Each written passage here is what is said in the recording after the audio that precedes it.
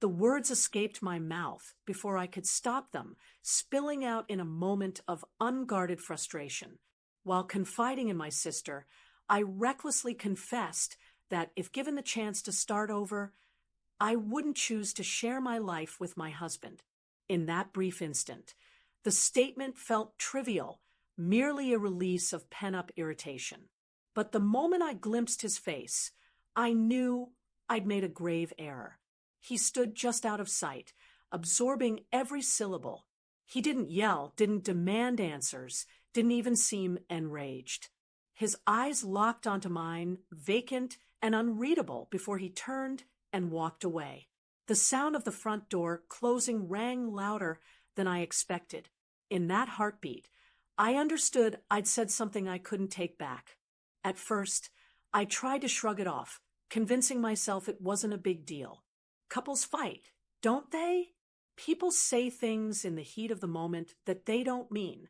It's just part of being together, I reasoned. But as hours passed and he didn't return, my nonchalance began to twist into a gnawing worry. I fired off a text, then another, checking if he was okay, but my phone remained stubbornly silent. A heavy unease settled in my chest, pressing harder with each unanswered message. What if my careless words had cut deeper than I realized? What if I'd exposed a fragility in our bond one hadn't even noticed? His absence wasn't just a few hours away. It was the growing dread that I'd planted a seed of doubt that might unravel everything we'd built. What if he chose not to come back? Initially, I told myself he was blowing it out of proportion. I even laughed it off with my sister, assuring her he'd return once he cooled off. But as the night dragged on and the house stayed eerily quiet, my irritation began to mingle with panic. I kept telling myself he was fine, that he'd walk through the door any moment, but a knot tightened in my gut. I sent another text, keeping it casual. You good? But the silence stretched on, fraying my patience. How dare he freeze me out over something so small? I fumed, my frustration growing sharper. By the time I slipped into bed, I was restless, my thoughts oscillating between anger and fear. The helplessness was maddening, as if the foundation of our relationship, which I'd always taken for granted, was crumbling beneath me. The next morning, his side of the bed remained untouched, and the anxiety I'd tried to push down surged over me like a tidal wave. His toothbrush still rested in the bathroom, his shoes still neatly aligned by the door. It was as if he'd vanished without a trace. I sent another text, more direct this time. Can we talk about this? Still no response. The silence was overwhelming, and my frustration boiled over. Was this his way of making me feel guilty, of teaching me a lesson? I tried to convince myself I wasn't at fault. If he had a problem, he could have stayed and hashed it out like an adult. But even as I defended myself, the tightness in my chest grew heavier. I despised being ignored, despised how his silence forced me to question everything. For the first time, a chilling thought crept in. Had I crossed a boundary I couldn't undo? Was he truly finished with me? The possibility terrified me, though I wasn't ready to confront it. By the second evening, the stillness in the house felt oppressive.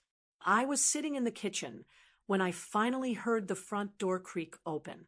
Relief surged through me, but it was short-lived. Derek stepped inside, his demeanor calm but altered, resolute in a way that unsettled me. He didn't raise his voice or throw accusations. Instead, he said simply, "We need to have a conversation." His tone was steady, almost distant, and it threw me off balance. I tried to deflect with a sarcastic remark, hoping to ease the tension, but his unwavering composure unnerved me. When he began to speak, I realized this wasn't just another spat.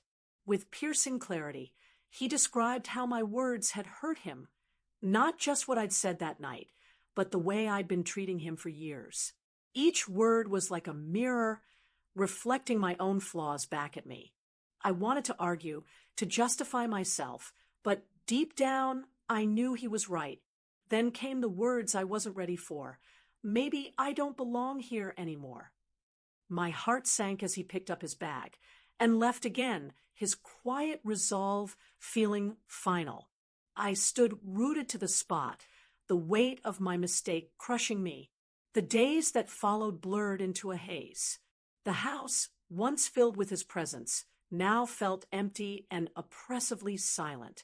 I kept waiting for a message, a call, anything, but Derek remained completely unresponsive.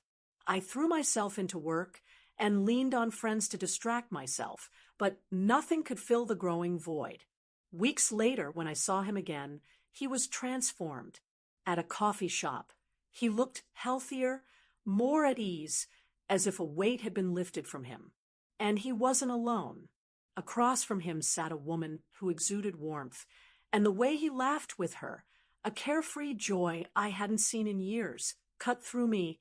For a brief moment, I wanted to rush over, to remind him I was still his wife. But I was frozen. All I could do was watch the man I'd taken for granted move on, without me. In that instant, the full weight of my actions crashed over me. This wasn't just about one thoughtless remark. It was about years of treating him as if he weren't enough, as if I didn't value what we had. And now, he'd chosen himself over trying to fix something that had been broken for too long. As painful as it was, I knew he was right. For the first time, I wasn't just alone. I was bearing the burden of my own mistakes. To move forward, I had to face the truth. The problem wasn't Derek. It was me.